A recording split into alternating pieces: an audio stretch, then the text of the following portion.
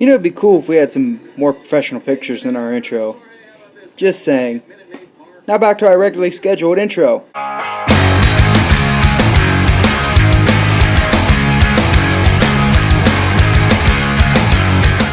Hi, Cody. It's Sunday. I'm just going to get right into it real quick.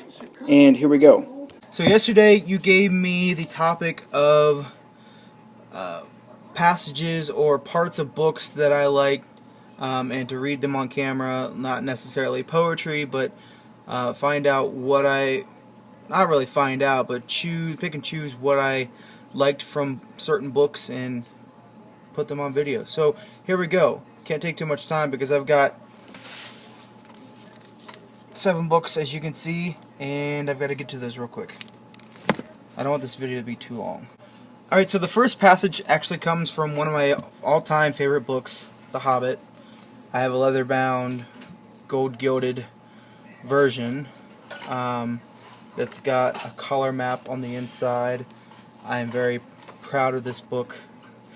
Anyway, so as you may probably know, my woodbatch critter is an eagle, and I happen to love eagles. So the first passage is in reference to eagles. It actually comes in chapter 6, right after they're in the fight with the goblins and they're up in the trees, and then the eagles come and pick them up and take them to the Carrock. So the eagles have just dropped them off the Carrock right by Bjorn's house. "Farewell," they cried, "wherever you fare, until your eyries receive you at the journey's end. This is a plaything to say among eagles. May the wind under your wings bear you where the sun sails and the moon walks," answered Gandalf, who knew the correct reply.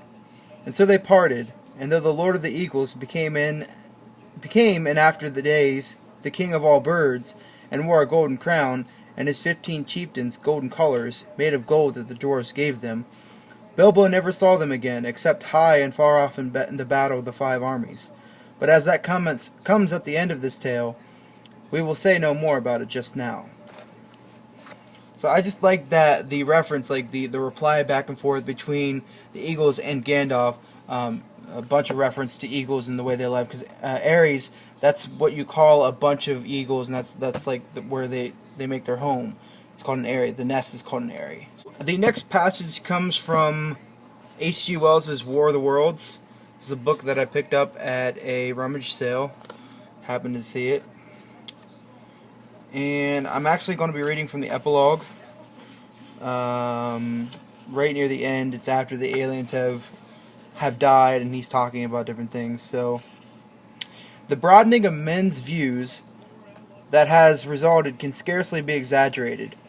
Before the cylinder fell, there was a general persuasion that through all the deep of space, no life existed beyond the petty surface of our minute sphere. Now we see further. If the Martians can reach Venus, there is no reason to suppose that the thing is impossible for men. And when the slow cooling of the sun makes this earth uninhabitable, as at last it must do, it may be that the thread of life that has begun here will have streamed out and caught our sister planet within its toils. Dim and wonderful is the vision I have conjured up in my mind of life spreading slowly from this little seedbed of the solar system throughout the inanimate vastness of sidereal space. But that is a remote dream. It may be, on the other hand, that the destruction of the Martians is only a reprieve. To them, and not to us, perhaps, is the future ordained. I must confess the stress and danger of the time have left an abiding sense of doubt and insecurity in my mind.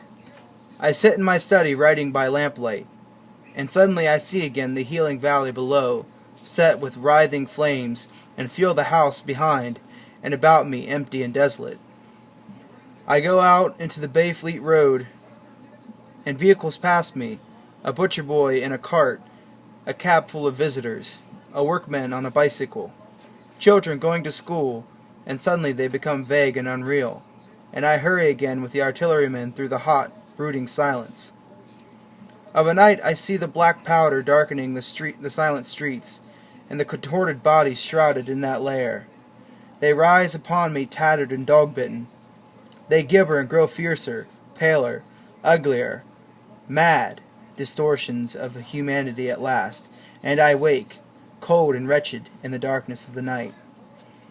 I go to London and see the busy multitudes in Fleet Street and the Strand, and it comes across my mind that they are but the ghosts of the past, haunting the streets that I have seen silent and wretched, going to and fro, phantasms in a dead city.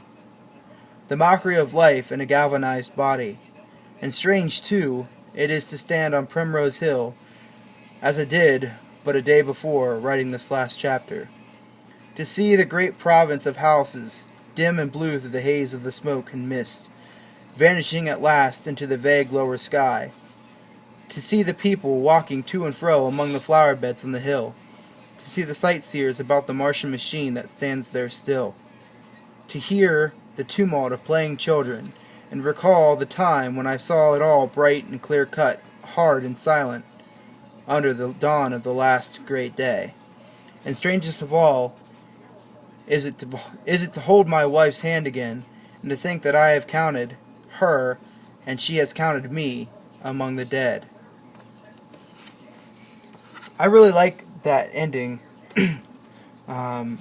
It's really, the wording of it is really eloquent. That's the word I'm thinking. It's really eloquent. It's talking about traveling to distant planets and keeping our search alive. That if these Martians can do it, they can come from Mars and come to Earth. Then we could travel to Venus. If and when the sun becomes too cool for us to live here on Earth. Speaking of space travel, my next section comes from a book by Neil deGrasse Tyson called Space Chronicles, Facing the Ultimate Frontier, as the subtitle. This comes from, I don't even know what chapter it is.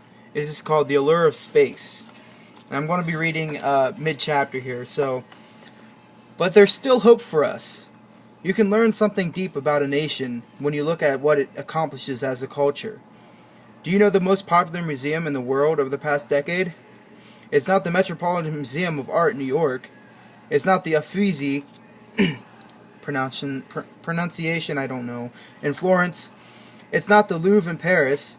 At a running average of some 9 million visitors per year, it's the National Air and Space Museum in Washington, D.C., which contains everything from the Wright brothers' original 1903 aeroplane to the Apollo 11 moon capsule, and much, much more. International visitors are anxious to see the air and space artifacts housed in this museum, because they are an American legacy to the world. More important, NASM represents the urge to dream and the will to enable it.